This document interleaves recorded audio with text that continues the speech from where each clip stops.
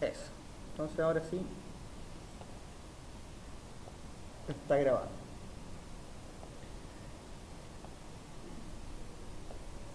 Ya, cuando nosotros realizamos mediciones físicas con instrumentos de medición como las balanzas o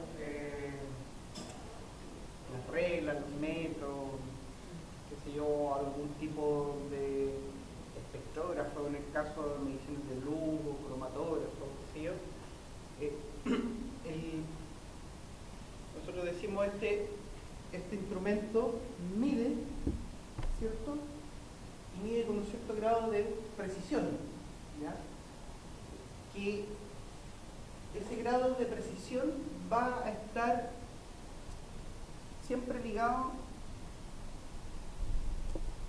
al instrumento, no a la naturaleza del objeto que estás midiendo, porque el objeto tiene unas características y en las ciencias naturales no está esta varianza de error que nosotros tenemos en las ciencias sociales. Tienden a ser estables los objetos en la naturaleza, porque si la naturaleza es muy inestable, entonces no podríamos tener leyes físicas. El punto es que este concepto de precisión es propio entonces del instrumento y lo que se plantea ahí en estas mediciones físicas es que obviamente tú calibras el instrumento. El instrumento por alguna razón se debe descalibrar. Por ejemplo, una regla se descalibra, aunque uno crea que no. Por ejemplo, una regla de madera nos va a medir los centímetros de igual manera en invierno que en verano. Algo que sea una regla de madera estatal o lo más, probablemente sí. Algunos plásticos también van a estar susceptibles o algunos metales también van a ser susceptibles a cambios, se van a contraer o se van a dilatar. Y eso va a afectar en la medición. Por otra parte, también el nivel de precisión va a también estar relacionado con el nivel de sensibilidad que tenga el instrumento. Nosotros podemos tener una pesa y que en general esta pesa lo que va a indicar que son los pesos cada 5 gramos en variación, ¿cierto? Entonces tú te vas a estar comiendo todo el intervalo de 5 gramos de variaciones que no las vas a estar capturando y por lo tanto no te va a poder discriminar precisamente entre un 4,5 gramos y un 5,5 gramos. O se va a pegar el salto a 4 o va a pegar el salto a 5. Y esa variabilidad que no está capturando la pesa obviamente la hace imprecisa, no te da el gramaje. Ahora, instrumentos precisos, si ustedes lo piensan, tendría que llegar a un nivel infinitesimal como para capturar, y eso obviamente va a estar determinado por el instrumento, ¿ya? Hay factores que tú podrías controlar. Por ejemplo, si tú estás pesando sal, sabes que en un ambiente húmedo el mismo volumen de sal va a tener, o un ambiente seco va a tener distinto peso. Porque la sal va a capturar la humedad y se va a hinchar y obviamente va a pesar más. Un pollo, sé que es un mal ejemplo, pero un pollo de granja, aunque parezcan del mismo porte con AgroSuper, va a pesar distinto porque te van a llenar con marinado. El pollo va a estar lleno de agua. O cuando lo así, te chupa el pollo. No es el mismo. Pero de una u otra forma, estos instrumentos no están construidos en base a algún tipo de supuesto estadístico. Lo que ellos miden es lo que se ve y ellos hacen la medición directamente. Entonces tú calibras el instrumento para lo que estás midiendo directamente. Pero en el caso nuestro, nosotros hacemos mediciones indirectas. Entonces al momento de hacer estas mediciones indirectas, lo que yo les planteaba en un principio, tenemos un intermediario. Tenemos el intermediario que es el mismo sujeto al cual estamos presentando el reactivo, y en su interpretación de lo que nosotros estamos preguntando nos va a dar una respuesta que nosotros también vamos a tener que de una u otra forma interpretar. Y eso, en una cadena telefónica, te puede generar cierto grado de error.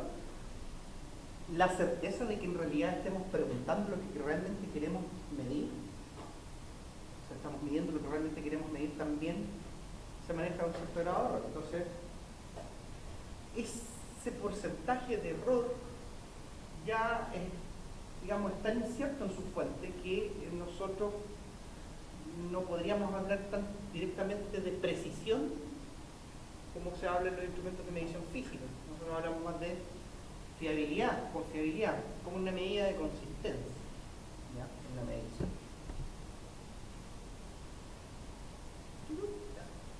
Entonces, la confiabilidad se concibe como la consistencia o estabilidad de las medidas cuando el proceso de medición se repite. Ya, yo necesito que este instrumento, si yo lo aplico, mantenga una cierta estructura, mantenga un cierto nivel de puntaje, que yo pueda ver que los niveles de dificultad, por ejemplo, de los ítems no varían mucho de una muestra a otra, se mantienen estables. Los niveles de discriminación de los ítems, por ejemplo, que se mantengan estables, y todo eso va funcionando bien, lo podría decir. Este instrumento es consistente. Ya por lo menos está, digamos, midiendo de manera consistente en el tiempo, en distintas repeticiones. Esto pensando en que si yo se lo aplico al mismo sujeto, recuerden que en el, digamos, en el modelo de Spearman partía del supuesto de que yo le aplicaba infinitas veces al sujeto, a un mismo sujeto, la prueba, y si esta prueba debería mostrarme un cierto nivel de varianza, un grado de error, ¿cierto? Y por lo tanto, de lo observado yo podría decir esto es verdad y esto es error, constantemente. El problema es que obviamente el sujeto se nos va a aburrir, no va a querer que estar durante el infinito respondiendo preguntas, decir, oye, yo tengo otras cosas que hacer en mi vida, aspiraciones, ¿cierto? Podríamos ocuparlo en algunas situaciones de encarcelamiento, pero eso sería condenable por algunas instituciones de derechos humanos. No, en un bolón de ciencia ficción tampoco. Por lo tanto, nosotros, ya que no podemos aplicarse al mismo sujeto, hacemos el truco y decimos, bueno, vamos, seleccionamos sujetos con las mismas características, ¿cierto? En cuanto ustedes ya lo saben, nosotros tratamos de conseguir una muestra representativa de los sujetos que nosotros queremos medir, que tengan el rasgo. Entonces así nosotros paliamos esto. El punto es que los sujetos van a variar entre ellos. Van a ver de historias de vida, no son similares, el desayuno de Alejandro es distinto al desayuno de María, entonces probablemente pudiese influir o no en que respondan las preguntas con mayor o menor ansiedad. O sea, a pesar de nuestros esfuerzos por caracterizar de mejor manera, hay variables ambientales que no vamos a poder controlar. Sin embargo, en cierta medida, como no podemos hablar de precisión directamente, esto es preciso, nosotros hablamos de fiabilidad.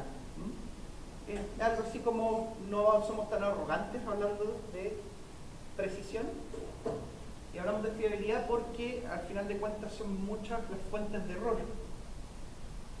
No es solamente yo, calibro el instrumento porque estoy en verano, calibro la pesa porque hay más o menos humedad.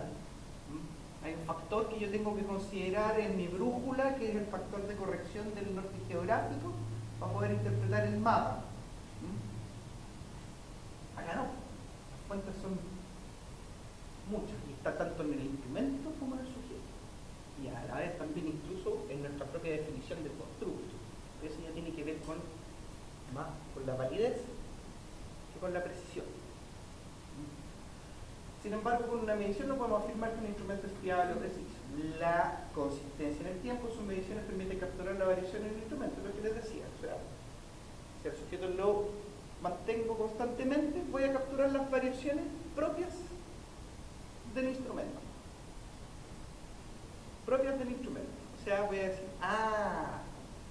esta regla se expande, o en esta condición la variación está ocurriendo porque se le tomé el instrumento. La variación, es que yo pretendo reutilizar estas grabaciones, entonces ya no las voy a poder reutilizar. Vas a tener que grabar infinitamente. Las variaciones del instrumento van a estar dadas por el protocolo de aplicación, por las condiciones. prácticas porque estamos consiguiendo lo que es al mismo sujeto. Siendo que el día va a ser estable en el tiempo. Y el sujeto te puede reportar, oye, ¿sabes que el día viene con poco desayuno? Ah, hoy día vino poco desayuno. Hay variación, sí, variación atribuir al poco desayuno. Pero ese reporte no lo debemos hacer. También puede referirse a que sea consistente en la medición de un grupo de personas con similares características, la muestra. Por lo tanto, se enmarca, como ya les dije, dentro de la teoría clásica de texto. ¿Ya? Nosotros vamos a recordar después la teoría clásica. Entonces nosotros tenemos esta robada, como siempre les digo yo, esta robada. Esta robada nosotros vamos a tener esta medición, punto 1, y vamos a tener después una nueva medición y queremos que esto se mantenga. Si se mantiene, sube. Ahora, si nosotros lo hacemos con un grupo de sujetos,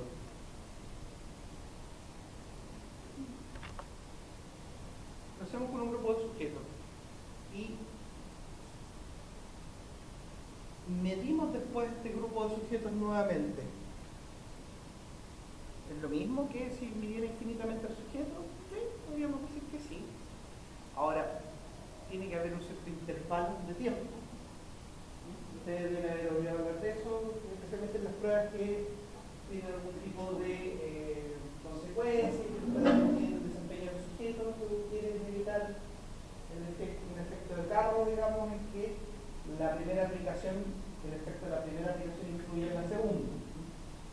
La regla ahí dice, pucha, deje pasar 6 meses como mínimo antes de hacer una nueva aplicación del instrumento, porque así los sujetos se olvidan, o tenga distintas formas del instrumento. También sería otra opción. Hay unos test de personalidad que tienen distintas formas, A, B o C, como para poder medir al sujeto 3 veces. Entonces tienen distintos reactivos. Y así tú puedes hacer un seguimiento longitudinal. Y tú puedes, ver la consistencia del instrumento, pero a la vez también ver los cambios en el sujeto a lo largo del tiempo. Lo que nosotros esperamos es que justamente estos cambios en el sujeto se deban a cambios en el sujeto y no a cambios en el instrumento. ¿Ya? La balanza tiene que ser la misma. ¿Sí? Cambios por eso. Porque es como detectar eso. Depende mucho de Sí, pero el punto es que el control es caro. Dile eso a los coreanos del norte. El control siempre va a ser caro. Controlar todas las variables, la situación, por eso los experimentos son pocos y son caros, y tienen poca muestra. Tener los sujetos en situaciones de control completo de todas las variables es la situación ideal, y de repente lo que va a pasar es que ese sobrecontrol también no va a ser una medición natural, entre comillas. Va a ser tan de laboratorio que en el fondo tú vas a decir, bueno, al final la respuesta de los sujetos es producto justamente de todo el control, de toda esta protocolización. Piensen ustedes, ¿cuántos de ustedes han pasado por procesos de selección de personal? Hacen la mano. Incluye los agonizantes procesos de selección de personal. ¿Y han pasado alguna vez por procesos masivos de selección en que llegan a una sala, te ponen varias pruebas durante la mañana, nadie te dice nada, llega una persona, te saluda, sacan, ponen como que no se mueva? Y fíjate que la situación es súper ansiógena porque tú vas a responder esto, pero te la estás jugando con un empleo. Estás viendo además a todos los sujetos al lado. Si querían realmente medir algún aspecto de tu personalidad, probablemente no es el mejor momento, ni el más tranquilo, ni vas a obtener una respuesta súper sincera. Algo que quieran medir un aspecto de tu personalidad justamente en una situación tan estresante,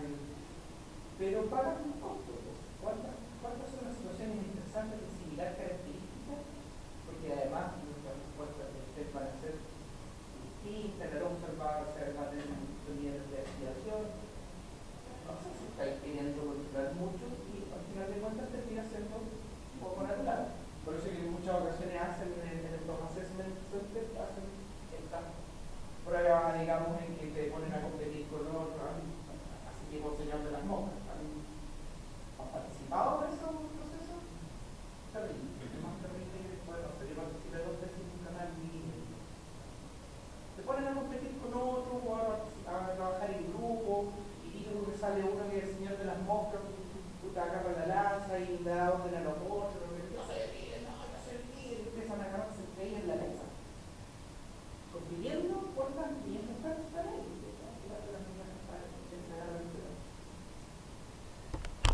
No sé.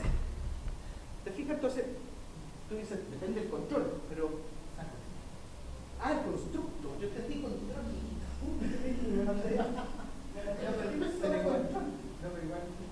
Depende del constructo. Ahora, esta es una nueva pregunta. ¿De qué no plantear? Claro, que de hecho sí, tiene un instrumento. ¿Sí? Tiene dos tiempos para medir indistintamente con el mismo sujeto. El conflicto que ustedes estén midiendo en determinadas mediciones, depende de la situación que esté viviendo el individuo, puede variar en cuanto a su resultado. Si lo entiendo bien, pero igual tiene que ver, no tanto con control, pero tiene que ver con, por ejemplo, la permeabilidad cultural o histórica que tenga el constructo.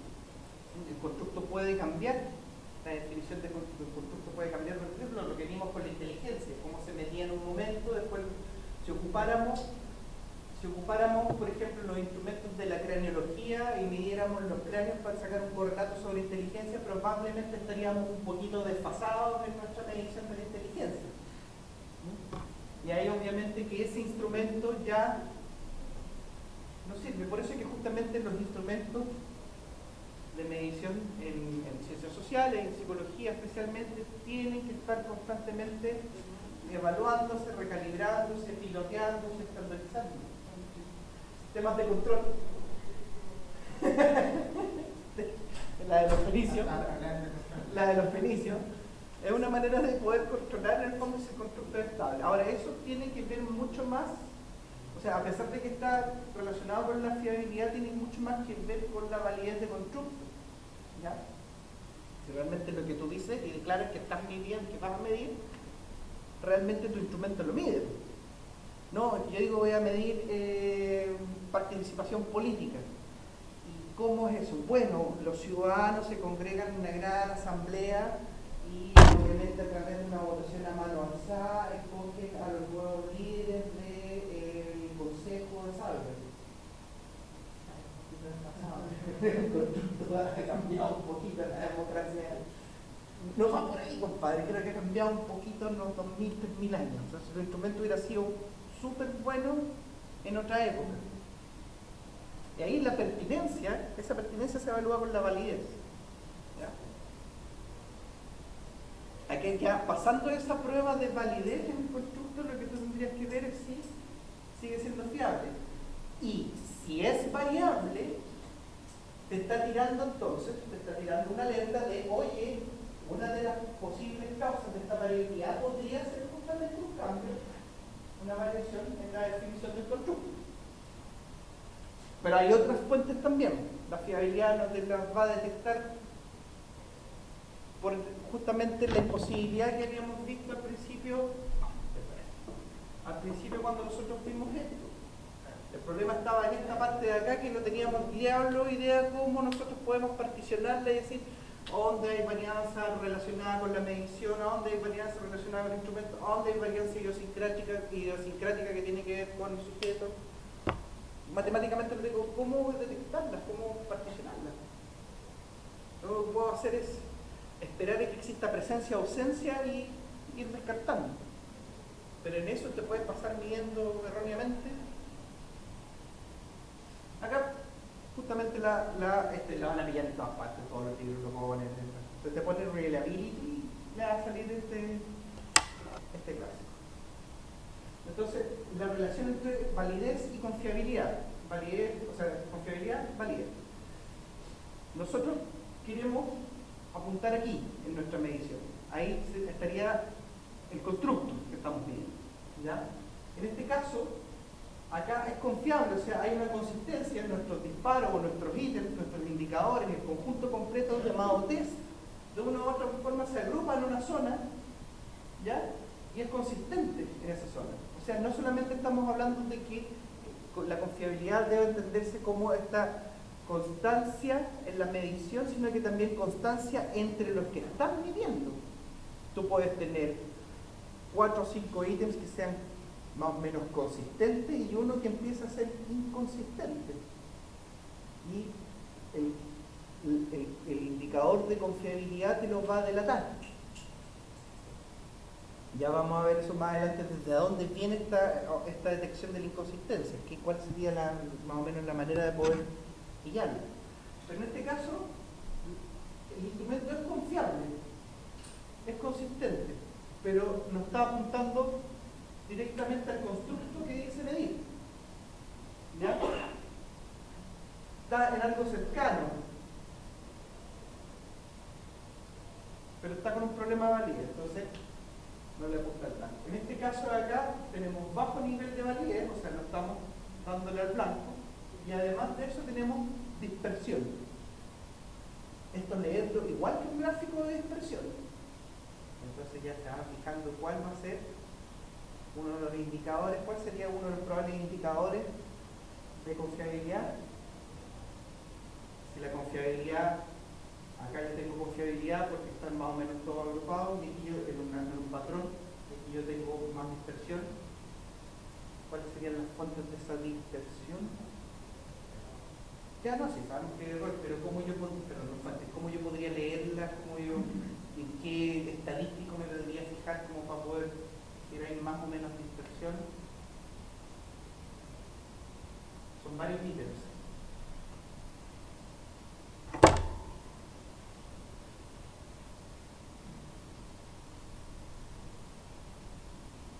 Si yo tengo dos variables, pensemos en el caso hipotético de un test de dos preguntas, dos variables. Y yo quiero saber si estas variables están relacionadas entre ellas, o sea que marchan todas al mismo lado. ¿Qué ocuparía la mayoría?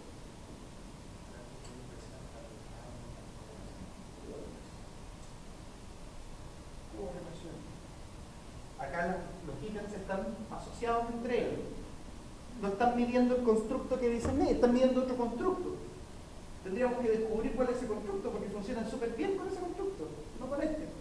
Pero están funcionando bien. Están correlacionados entre ellos. Acá no están correlacionados entre ellos, están dispersos. Y eso afecta la confiabilidad. El nivel de correlación entre los ítems afecta la confiabilidad. Y además el nivel de correlación que tenga los puntajes verdaderos de un test, por ejemplo, con los puntajes verdaderos de otro test, también te permite indicar si en realidad es consistente o no el test. No es confiable y no es válido. Dispersión. Acá es baja validez porque en el fondo están de una u otra forma dispersos alrededor de. Está como rondando, pero todavía no logra ser preciso ni tampoco apuntar directamente a una relación, o sea, tener una relación directa con el constructo. Acá no son ni confiables ni válidos. Ya están bien dispersos. Y acá tenemos confiabilidad y validez, o sea, están bastante agrupados, son consistentes entre ellos, o sea, miden todos dentro del mismo nivel, no están puntajes más dispersos o ítems más dispersos que otros. Tú puedes tener en una escala un ítem que va a ser conflictivo, por ejemplo, y que va a ser puntuado negativamente, por ejemplo, bajo, muy bajo, extremadamente bajo por todos, algo así como los distractores que estábamos viendo, mientras que todos los otros ítems se están puntuando desde medio o tienen una variación normal, pero hay un ítem que parte mal. Recuerdo en la escala de ciudadanía, que como estoy trabajando en esa cuestión me tiene obsesionado, bastante tiempo ya. Los políticos. Ciudadanía convencional, entonces votar es bueno, o sea, votar es una conducta esperable de los adultos, leer sobre política en los diarios, saber de la historia de tu país, obedecer la ley, unirte a un partido político. Ahí. Todas la puntuaban mal. En las otras tú tenías variación, había gente que la puntuaba mal, otra que la puntuaba menos. Entonces tú podías decir, sí, hay una distribución de los puntajes en las otras preguntas. Y uno podría decir, perfecto, esta distribución podría ser más o menos similar y en el fondo esto genera un promedio. Y por lo tanto uno podría decir, están correlacionadas, o sea, tienen un comportamiento similar. Hay una cierta cantidad de personas que están puntuando más alta, otras guardan la proporción de varianza. Pero tenemos una pregunta que la varianza va totalmente para el otro lado. O no tiene varianza. No tiene ninguna varianza. Y tú dices, este ítem, que nosotros pudiésemos hablar, estos están todos con la varianza similar, este ítem anda por acá. O incluso más. Puede ser que caiga donde tú querías y era el único ítem que está midiendo lo que tú querías medir, si tu validez está bastante baja.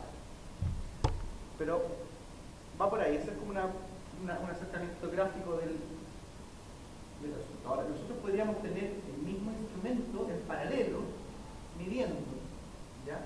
Y nosotros podríamos tener distintas mediciones sucesivas del mismo instrumento y mantener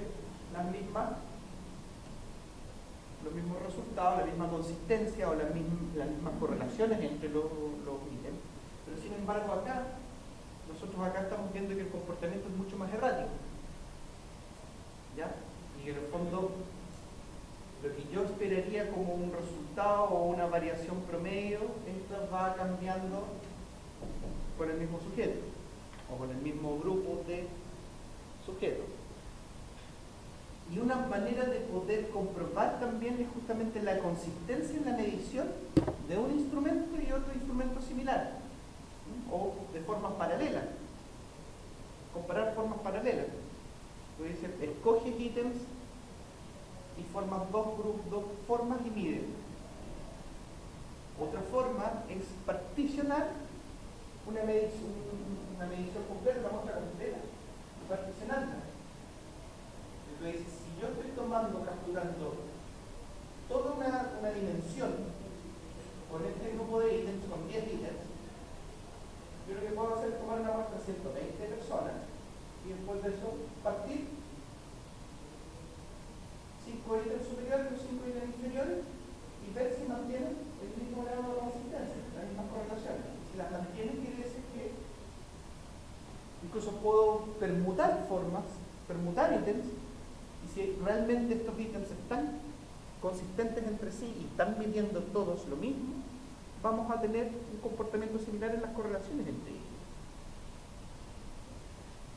Al final de cuentas, lo que yo quiero transmitirles es que nosotros necesitamos un punto de referencia, un pivote, para poder establecer este nivel de precisión en la medición. Si no tenemos un pivote, una referencia, quedamos al vuelo, no sabemos si realmente estamos siendo precisos o no, si estamos siendo consistentes o no. Mira, en estas condiciones se ha aprobado y se ha obtenido esto. Pero en estas otras condiciones parece que varía. Ya, perfecto, entonces nos sirve para, o el protocolo tiene que ser muy estricto, o la forma a utilizar va a tener que ser esta, o la traducción. Ahí lo identificas. Identificas cuál sería la probable fuente de error. Entonces, si la variabilidad de las medidas son grandes, se considera imprecisa. Eso ya está claro. O sea, hay un cierto nivel de tolerancia. De hecho, en los instrumentos físicos se habla de eso, tolerancia. Esta regla tiene sí un 0,5% de tolerancia, súper bajito. O sea, la variación entre los milímetros que está midiendo es mínima, ¿no? Microscópica. Pero si la variabilidad es grande y esta empieza a arrojar una magnitud destacable, obviamente que va a ser poco fiable, ¿ya? Uno podría decir entonces, bueno, esto se puede resolver bastante bien estadísticamente estableciendo un punto de corte. Uno hace una prueba de hipótesis y ve si en el fondo en una consistencia esperada, hipotética esperada, uno dice, mire, yo espero que tenga un nivel de consistencia 0.8 y de repente tu instrumento empieza a sacar 0.65, tú perfectamente podrías decir, veamos entonces en una prueba T, en realidad este 0.65 es distinto a este 0.8 en consistencia, y Y si no lo es, está súper bien. Pero si lo es, vas a tener que decir, ya, parece que sí, esta diferencia es notoria y por lo tanto ya no podemos hablar de que tiene esta consistencia, está siendo menos fiable. O sea, la banda de que es fiable o no es fiable, en general va a estar en dependencia de la disciplina de estudio. Hay disciplinas que son más laxas, la nuestra, por ejemplo, nosotros nos contentamos, yo he visto gente así aplaudiendo con punto 4. ¿Ya? El índice de fiabilidad va entre 0 y 1. Ya el 1 es lo más fiable, 0 nada de fiabilidad. Lo vamos a ver más adelante, pero punto 4, punto 5. ¿Ya? ¡Oh, sí, está súper bueno! Yo he visto declaraciones así. En otros casos, en otras áreas, o dentro de la misma psicología, pero en otras áreas, punto 6 para arriba, punto 7. A pesar de que hay reglas de DEO propuestas, de todas maneras pasa por una evaluación. ¿Ya? No solamente la fiabilidad debiera interpretarse directamente por el resultado del indicador, como en todo. Por lo tanto, el problema en este caso recae justamente en la imposibilidad, ya lo abordamos. Obviamente va a influir el nivel de atención, la dificultad del test puede variar según el tipo de grupo, obviamente, y eso está también condicionado por la muestra o sujeto que estáis tomando, o porque se te filtran preguntas, o porque avanza el tiempo también. El constructo es permeable en el tiempo. Entonces, la tendencia es justamente a estandarizar los procesos de medición. Esa es la tendencia hoy en día. ¿Ya? Vas a tener mucha gente que va a decir, yo no pongo a pruebas estandarizadas, bla, bla, bla, bla, bla. Y el concepto es bastante erróneo, porque en realidad no se oponen a las pruebas estandarizadas, lo que se están oponiendo a las consecuencias de las pruebas masivas, de los sistemas masivos. ¿Ya? La estandarización de las pruebas es un requisito para justamente poder establecer justicia en la evaluación. Que está siendo evaluado con un instrumento que es consistente, o sea que fue consistente en el pasado, mantiene ciertas propiedades psicométricas de manera estable. Por lo tanto, en la medida que tú vas probando el instrumento, este se va haciendo más consistente. No es, el instrumento son igual que las plantitas, las pruebas son igual que las plantitas. Parten, digamos, en verde y ya después de un tiempo de varias aplicaciones se van haciendo más consistentes. Ahora, tú puedes gastar mucha plata en pilotaje repetitivo hasta poder decir, ya vamos. O en algún momento tomar la decisión de echarlo a andar y en base a eso después ir perfeccionándolo. Lo que no puedes hacer es estar cambiando de un año para otro un instrumento de medición, que siempre va a partir mal, siempre va a medir mal. Entonces, la estandarización es sí o sí la vía para justamente poder controlar esto y para poder hacer mediciones. La pregunta está entonces en el caso de digamos, esta resistencia a la medición es por qué queremos medir y cuáles son las consecuencias de estas mediciones, cómo se está utilizando la medición, pero más allá de eso no va a la discusión ni no tiene que ver con una prueba generalizada. Esto es como matar al mensajero. La culpa no es de la medición. La medición lo que trata de hacer es perfeccionarse, como echar la culpa a la regla. Porque te dijeron chino. El problema es que está usando la medición para burlarse de ti. Entonces, es el medio de la protesta. ¿Cómo estás midiendo además? Esas son las consecuencias de la medición y además del proceso de medición. Pero no de la medición. No porque sea estandarizada. Satánico, ingerente. Parte de los requisitos para que pueda hacer una prueba, pero no prueba. Entonces nosotros tenemos que pensar en esto, que justamente la tendencia es eso, y esto obviamente permite controlar las fuentes de error. Tengo el modelo Spearman en dos manos. Entonces el estudio de la fiabilidad consiste en que las puntuaciones observadas de una prueba tengan, digamos, su relación concreta y que sean consistentes y que sean una relación concreta con lo estoy planteando así, tenga una relación concreta con las condiciones con las que se está midiendo, y que por lo tanto si uno dice estas condiciones semejantes, yo voy a poder decir tengo un estudio fiable, ¿cierto? En condiciones distintas no puedo establecer que la fiabilidad del estudio, no puedo tener un pivote, y que obviamente entendiendo de que estas rescatan las puntuaciones de una variable aleatoria. La variable aleatoria y esta aleatoriedad es la variación que yo sí quiero capturar. Yo no estoy pidiendo que la prueba sea confiable porque todos se sacan un 7, eso no es una prueba confiable. Yo sé que la prueba va a capturar sus diferencias de conocimiento. Esa es la aleatoriedad de la variable. Yo quiero que esa variación se presente ahí, pero que no se deba a diferenciar las condiciones de la aplicación. Eso es lo que yo quiero controlar, justamente con la estandarización. Por otra parte, hay un tema que tiene que ver con la magnitud del error en relación a la magnitud del fenómeno que estamos midiendo. ¿Ya?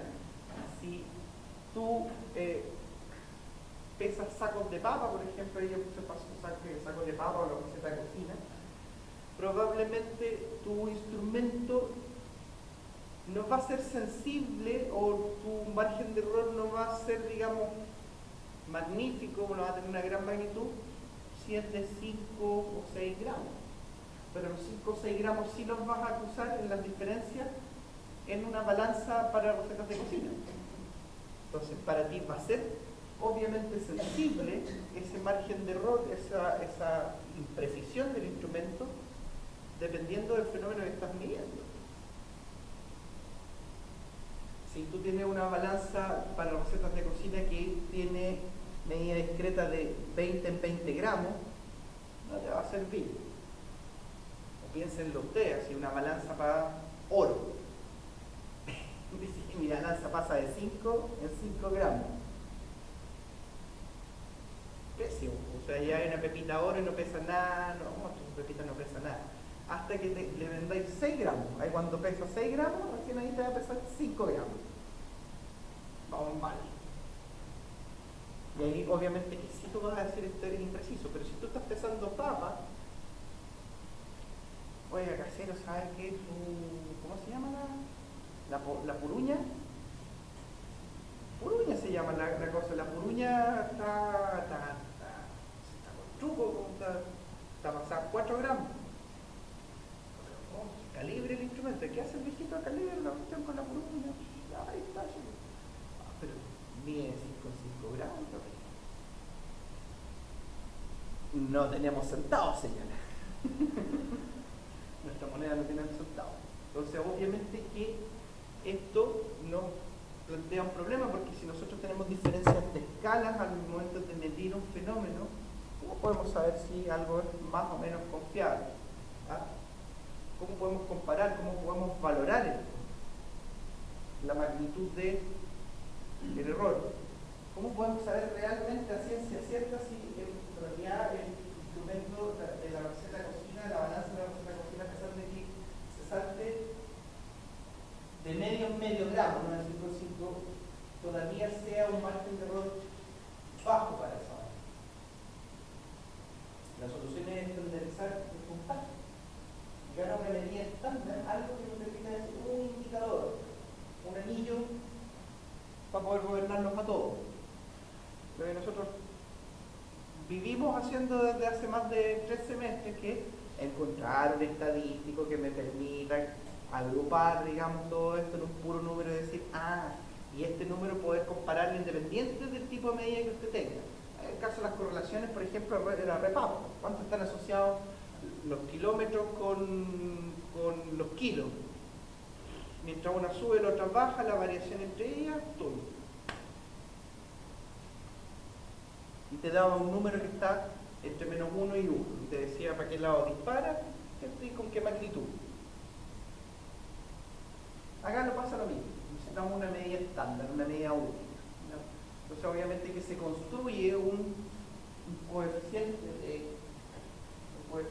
de fiabilidad, ¿ya? O sea, se llega a un punto en que se dice, ok, podemos medir esta fiabilidad y podemos precisarla en una medida, ¿ya? Ahí la pregunta que podría hacer el Busquilla es, oiga, ¿y quién mide la fiabilidad del coeficiente de fiabilidad? Es así. ¿Qué tan consistente es este coeficiente para medir lo que dice estar midiendo? Y que es el problema que hay con justamente el alfa de Cronbach, que es la medida más utilizada. Cronbach sacó un paper en que planteaba una corrección para poder calcular y planteó una fórmula para poder calcular, porque esta no es la fórmula de Cronbach, para poder calcular, digamos, la confiabilidad en un test, que en realidad lo que hace es medir consistencia interna, ¿ya? Parecido, pero y diseñador que plantea la fórmula, y como se hizo popular, es el paper más citado en la historia de la ciencia. Todos lo ocupan. ¡Ay! Alfa de Cronbach para todo. Cuando citan tiene como 60.000 citas. Deberían haber dado el premio Nobel.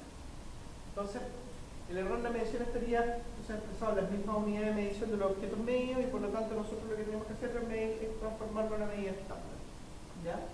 Y obviamente que de una u otra forma esta medida estándar lo que tiene que captar es las variabilidades.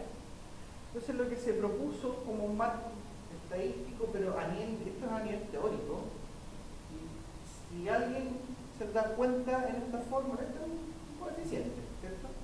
Esta es la varianza, ¿cierto?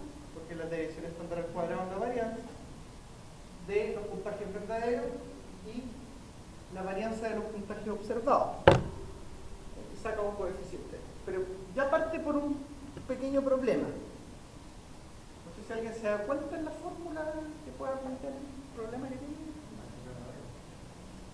El puntaje verdadero. Bueno, ¿cómo llegó el puntaje verdadero? Pero el puntaje verdadero va a ser la suma ponderada de los puntajes observados, que se llama promedio.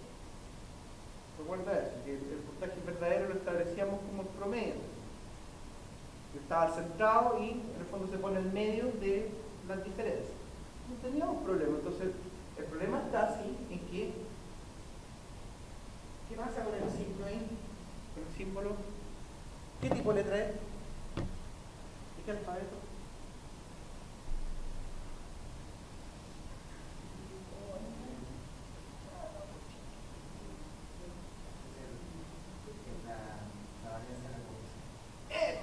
¿Cuál es el problema con los parámetros?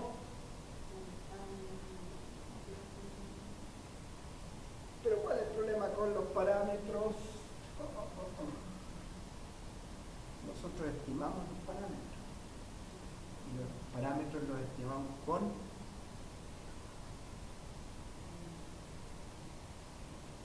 ¿cómo puedo obtener la varianza de la población?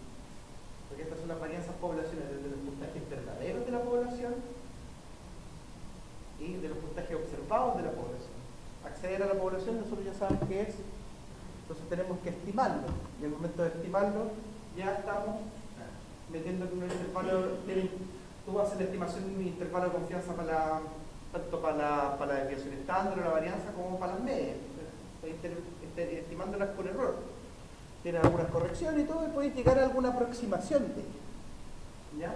Entonces se nos está metiendo varianza en la estimación de la varianza. Complejo. Dos, obviamente acceder a la población. ¿Cómo puedo obtener ese parámetro? ¿Cómo podría obtener ese parámetro? Por eso que esto, teóricamente, es la raja, pero no es aplicable, no puedo empíricamente comprobarlo. Porque esto en el fondo, Fíjese bien, esto es la variación de los puntajes verdaderos, y tú dices, perfecto, los promedios, ¿cierto? Y yo acá lo que tengo que sacar es la varianza de lo observado, ¿cierto? Entonces saco el promedio de esta, ¿cierto? De estos puntajes observados, y tendría que sacar entonces el promedio de todos los puntajes observados. ¿Me van siguiendo? Pero de distintas muestras yo tengo que tener la varianza de los puntajes verdaderos, o sea, tendría que tener infinitas muestras o aplicaciones para poder obtener el puntaje verdadero y poder ver si este varía. Lo importante es que conceptualmente lo que ocurre es que si yo tengo una relación de 1 es a 1 entre estas, ¿qué es lo que me ocurriría? 1 partido por 1.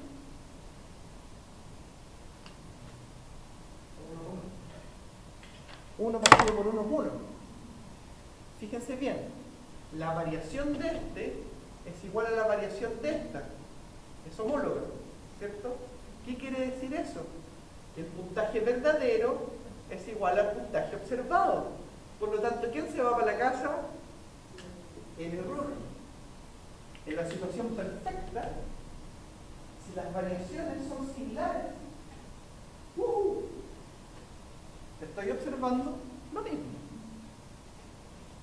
Estoy ahí observando el puntaje verdadero. Logro deshacerme del maldito error. Entonces, cuando esta relación cambia, ¿qué pasaría? Por ejemplo, si yo tengo, supongamos, en mi puntaje verdadero es 1, la varianza de mi puntaje verdadero es 1, y la varianza de mi puntaje observado es mayor, ¿cierto? Quiere decir que tengo un punto más en la varianza del puntaje observado que corresponde a error, porque yo tendría 1, el error. Entonces este resultado acá me va a dar 2, ¿cierto? Y va a tener 1 y va a variar en eso. Entonces, ¿qué va a tener? 2 acá. La relación entre el puntaje verdadero y el observado es de 1 a 2, que me daría 0.5. 0.5. Bacán, ¿no? Porque yo podría decir, bueno, entonces ese 0.5 es la variación que yo estoy logrando explicar de los puntajes observados sacando o ponderando con el puntaje verdadero. Entonces el otro 0.5, si ustedes saben que esto es una probabilidad, va de 0 a 1. Esto va de 0 a 1, es una probabilidad, ¿cierto? Si va de 0 a 1, y si yo pongo, supongamos que esta es probabilidad, ¿cierto? De probabilidad de fiabilidad. PDF. ¿Cierto? Si esa es 0.5, la de la fiabilidad, ¿cómo yo calculo lo que no es fiabilidad, que es espurio, que es error? Gracias. Entonces, el error va a ser 1 menos. Entonces, eso va a ser la varianza de error. La baja. Esa es varianza de error. Esta es las varianzas ponderadas entre lo observado y lo verdadero. O sea, lo que está cambiando aquí es producto de las variaciones idiosincráticas. O sea, si yo varío aquí en verdadero, estoy capturando las variaciones que son las verdaderas variaciones por las diferencias en sus puntajes, porque uno sabe más, otro sabe menos, uno es más neurótico, otro menos neurótico. Esa variación yo la voy a ver reflejada en la variación de acá, en una relación en este caso de 0,5 de esta variación va a ser producto de tu variación idiosincrática. Lo otro, las formas malas, no tenemos mucha pertinencia con el constructo, pregunte mal, la gente no le diga que nosotros tenemos un protocolo estandarizado criterios de selección, en el testeo, los pilotajes. Todavía no logran separar, pero ya por lo menos tenéis algo es algo, no es perfecto, pero se acerca a lo que yo simplemente soñé. ¿Cierto? Pero ya tienes una medida concreta. Estás teniendo una medida concreta. ¿Cuál es la medida? Oye, esto de acá se llama fiabilidad. Yo hasta un 50, si lo multiplicáis por 100 incluso te podría decir, mi instrumento es consistente, o sea, si yo tomo 100 mediciones, 50 de ellas van a ser iguales.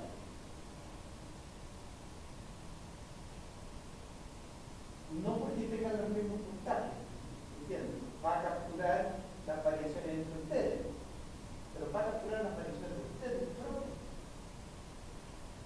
Si yo aplico 100 veces este instrumento a 100 muestras distintas de distintas personas con iguales características, la correlación entre los líderes que participan en esta prueba va a ser similar. Ese es el salto que se pega. Porque dicen, bueno, el problema que tenemos aquí con la varianza de la población y todo lo demás es ¿dónde llegar a esto? El problema es que no tengo cómo llegar a estos parámetros, pero teóricamente tú ya logras dar un paso y dices, logré solucionar el problema, por lo menos sé para dónde ir, matemáticamente. O sea, después de Spearman,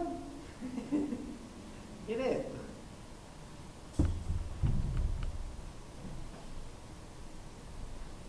Cachilupi ya podemos decir, podemos avanzar en esto. Esto es tecnología. Esto es tecnología psicométrica. Es tener herramientas para poder en el fondo implementar y hacer mejor la medición. La tecnología matemática, pero es tecnología. Entonces ya, este coeficiente puede tomar valor entre 0 y 1. Si la varianza verdadera es similar a la varianza observada, tendremos nivel de precisión perfecto. Estoy capturando la variación verdadera. Al contrario, si la varianza observada es mayor a la varianza verdadera, el coeficiente tenderá a 0. Si la varianza observada es mayor a la verdadera, estoy capturando mucha variabilidad. Entonces, si obtenemos un puntaje de fiabilidad de 0.8, se interpretará que un 20% de variabilidad observada es espuria. Que tendría que ser error de medición. Aumentar la fiabilidad, entonces nosotros tendríamos que tratar de minimizar, hacer el control que ya les contaba yo de las fuentes. Esta está arriba, chiquillos, la subí, ahí anota aquí. Entonces, una de las sugerencias es aumentar el número de indicadores o ítems, pero hay un límite.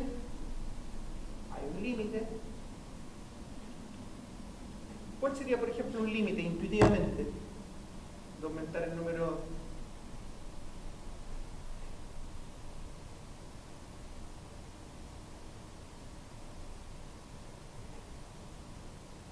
¿Qué es un NMPI? ¿Alguien lo ha estudiado? ¿Lo ha visto? ¿Cuántos ítems tiene el NMPI? ¿Cuántas escalas? 468. Yo lo he dado 2 veces en mi vida. Realmente es una experiencia alucinante. Llegó un punto en que no tienes idea de que esté esto. Es caro. Una, porque decir, oye, voy a aumentar los indicadores o los ítems, no es así como digo, no. Pongan más ítems en estos, tomen. Es carísimo una estadística, ustedes mismos se van a dar cuenta si es que pudiésemos avanzar en sus trabajos. Se van a dar cuenta que redactar ítems es caro, es difícil, hay que testearlo.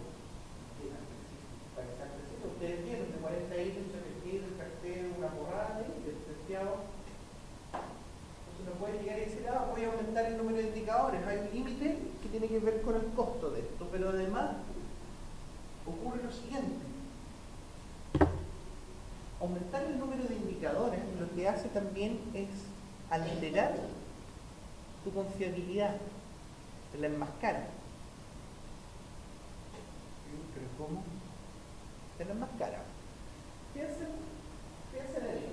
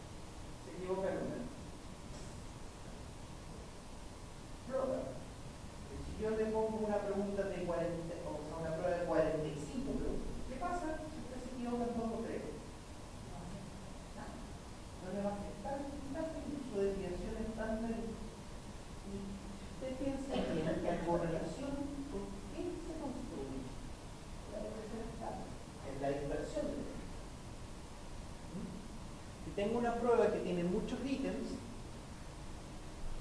40 ítems para medir un tipo de producto, ¿qué es lo que me va a ocurrir?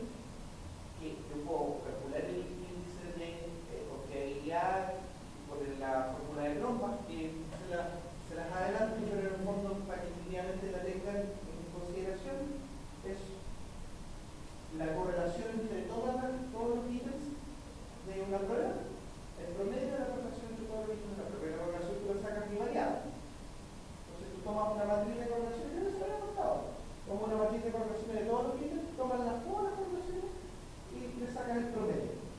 Y ese es tu nivel de confiabilidad.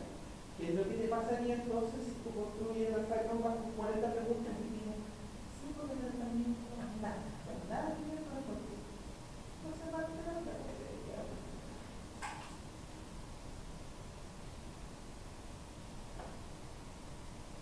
¿Está siendo preciso tu instrumento? Va a tener 5 o 10 ítems que no están siendo precisos. Te va a disfrazar, esa es la limitación con este tipo de cálculo. Te va a disfrazar la confiabilidad, te va a aumentar, te va a cambiar. De hecho hay una fórmula que permite la corrección de esto, que se llama, vuelven a hacer sobre se llama la profecía de Spearman-Brown.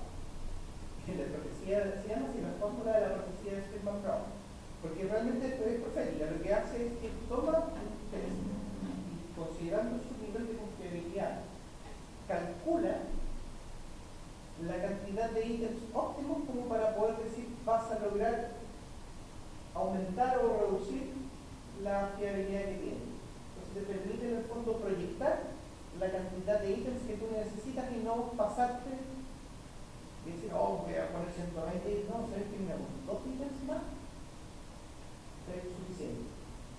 ¿Qué te dice eso? Que te está contando la profecía de Spearman-Brown, aparte de darte un número de ítems, está diciendo que si tu test no necesita más de 2 ítems para subir de punto 7 a punto 8, quiere decir que está bueno, que los ítems están consistentes por dentro y que por lo tanto no estás teniendo una confiabilidad muy disfrazada. Pero si te están diciendo, mira, sabéis que tu ítem test de 10 en la profecía de Spearman-Brown te dice que tienes que subir a 40 para subir de punto 5 a punto 6, porque quiere decir que tus 10 ítems en realidad no están reflejando ese punto 5. Esa es la gracia de combinar la profecía de Spearman-Brown con el alfa de Cronbach. Te permite justamente con estas dos medidas decir que evalúe si ahora sí podría decir que es confiable. ¿Cómo yo obtengo o calculo el índice de confiabilidad? Hay varios procedimientos. Como te decía, partir el test, hacer formas paralelas, Goodman plantea una cosa, hay otros que plantean otra cosa, en fin, uno va haciéndolo dependiendo de el test que va a construir. Eso lo vamos a ver en las próximas semanas. La próxima semana. Sí, por la próxima semana tenemos las primeras 2 horas tenemos tarea y las segundas 2 horas tenemos la prueba. Para la gente que le toca hablar y todo eso. No vamos a entrar un poquito más. No sé si la próxima semana vemos. Pues, yo creo que alcanzamos a ver Spearman-Brown, pero vamos a ver Cronbach y vamos a ver los distintos tipos de cálculos de confiabilidad. Otra forma es eliminar indicadores poco claros, y eso se hace a través de un procedimiento de depuración que ya hemos aprendido a ver por lo menos, o a tener un acercamiento en el caso de ítems, test que miden desempeño. En el caso de los test que miden personalidad, control, actitudes, ahí el problema pasa de que las herramientas que vimos no son tan efectivas y lo mejor es el análisis factorial. Ver si se agrupan bien, cómo son consistentes, la tau equivalencia, por ejemplo, o una buena medición de confiabilidad en test actitudinales. Estandarizar las condiciones en que se efectúa el proceso de medición, adecuar la dificultad de las pruebas, preguntas, función a los sujetos, a menor dificultad, mayor fiabilidad. ¿Cierto? ¿Por qué? A menor dificultad, mayor fiabilidad. Porque asegurarle la respuesta, o sea, asegurarle la fiabilidad, no es que no se puede, no es que no se puede, sino que no se puede. O sea, no se puede asegurarle la fiabilidad, sino que no se puede asegurarle la fiabilidad. ¿Por qué? A menor dificultad, mayor fiabilidad. Porque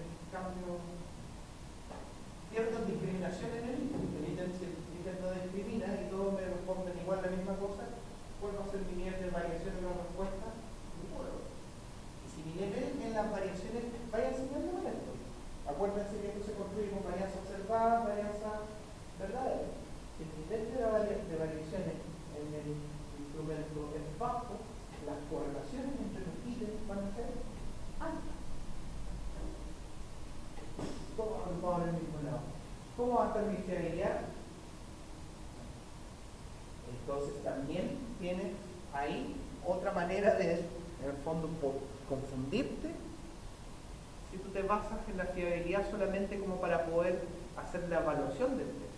Porque si tú miras que tienes ítems malos y los dejas, te podrían afectar perfectamente la fiabilidad. Si tú dices tengo ítems muy fáciles y no discriminantes, tendría que entonces encontrar alguna manera de poder medir la fiabilidad que me permita paliar ese problema. Minimizar el efecto de sucesos externos que puedan condicionar la respuesta, el desayuno. Estandarizar las instrucciones, un clasicazo. Instrucciones claras, un ejemplo de, estoy metiéndome en construcción, pero un ejemplo de cómo se responde, ya, marque con una X, y aquí usted podrá ver un ejemplo, bla, bla, bla, bla. Esta prueba mide esto, por favor, responda de vuelta a la página, no deje preguntas sin responder, en fin, toda una serie de instructivos que permiten de una u otra forma que todos los sujetos vayan a actuar, hasta los lápices, el tipo lápiz que hay. Mantener procedimiento de calificación coherente, en este caso es decir, tener un ¿cómo se llama? ¿Cómo podría decirlo? Un sistema de puntuación que en el fondo obedezca a una regla, digamos, estadística que esté relacionada con el marco teórico estadístico que tiene el test. En este caso sería la teoría clásica de test. Yo no puedo decir, mira, voy a calcularlo en base a la teoría de respuesta y en las puntuaciones si yo el test lo construí en base a teoría clásica, pensando en probabilidad de respuesta de un grupo de referencia y comparar obviamente sus respuestas con esta probabilidad de respuesta y marcar el criterio para, y lo hago y ocupo otra forma de puntuar su respuesta, probablemente esto produzca error. Sucede en muchas ocasiones, no, si simplemente sumar las respuestas. Clásica de muchos tests, como de una paginita, no, si sumáis la respuesta y esto te da el número. Y en realidad, claro, que se había conseguido una pura página, pero en realidad después ese es el puntaje bruto, y después tú tienes que multiplicarlo por un factor, y en realidad las primeras 10 tenías que multiplicarlas por un factor y las otras siguientes por otro factor, y de ahí llevarla, estandarizar la respuesta y obtener el puntaje estandarizado que va a tener, no sé, una media 50, desviación estándar 5, y por lo tanto tú vas a ver que las personas que tengan 55 van a estar dentro del puntaje promedio, pero las personas que tengan 75 van a estar a una desviación estándar o más de 3 desviaciones estándar fuera del puntaje. Así se hace con el 6. El 6 se estandariza a media 100. Desviación estándar, creo que 10. Entonces, esto es fundamental, porque si no tenéis claro esto, no siguen las reglas, vais a tener diferencias en puntaje, no les va a dar la factorización adecuada. Reiteración en el tiempo de la medición y por parte de diversos investigadores, o sea, no solamente generar que tú midas, porque van a estar tus deseos, tus anhelos, y de investigación. Publica un paper con el test, con el proceso de estandarización que hiciste y permítele a otros tener la forma. Es una muy mala práctica y muy instaurada, especialmente en las revistas en español.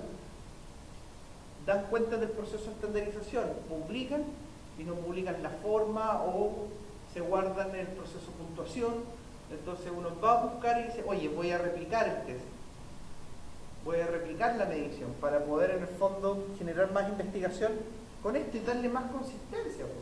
Si con un pilotaje no haces nada, por mucho que tú digas, oye, cumplimos y tenemos un alfa de Cranbach de 78 y bla, bla, bla, bla, hasta que no tengas varios reportando el mismo alfa de Cranbach, tu instrumento no pasa, chicos, no pasa.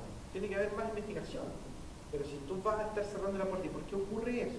Una, quizás porque la gente tiene mucho miedo a la replicación, tiene mucho miedo de perder consistencia, metieron muchas lucas y mucho tiempo en elaborar un test, o 2, simplemente quieren guardarse derecho a autor. La clásica de decir yo publico esto, pero después si tú quieres aplicar el test, te lo vendo. ¿No? Eso es súper frecuente. Pero la idea es poder hacer esto.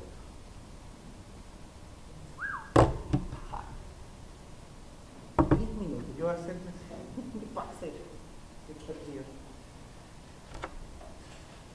como en 10 minutos no voy a revisar, y además yo sé que ustedes van a nuevamente decirme que no. Yo lo que voy a tener que hacer es lo que estábamos conversando y creo que es mejor, que es el fondo de reporte, porque si no, no vamos a avanzar. Y yo lo que voy a hacer es que voy a subir para la próxima semana, que van a tener una tarea, entonces van a corresponder una fracción de la evaluación del trabajo. Yo necesito para la próxima semana que ustedes, que les va a subir el formato, tengan una matriz llena. Ya tienen que tener una matriz llena con el producto que van a medir, las dimensiones, los indicadores, ¿ya? Y vayan adelantando pega, vayan generando ese ítem, a pesar de que yo les voy a pasar, digamos, la materia de construcción de ítems y la argumentación. Hay material para hacerlo, como les estaban las directivas de construcción de ítems, hay artes, ¿ya? Eso es ese lado. Vayan viéndose con eso y vayan construyendo algunos ítems al tiro ya. Necesitamos depurar el instrumento, recordar el esqueleto, de si en realidad ustedes quieren medir realmente el levantamiento, necesitan obviamente presentar evidencia de eso, cuando el gráfico tienen que hacer y hasta pega. Este trabajo es pega, por eso que hay que partir al tiro ya.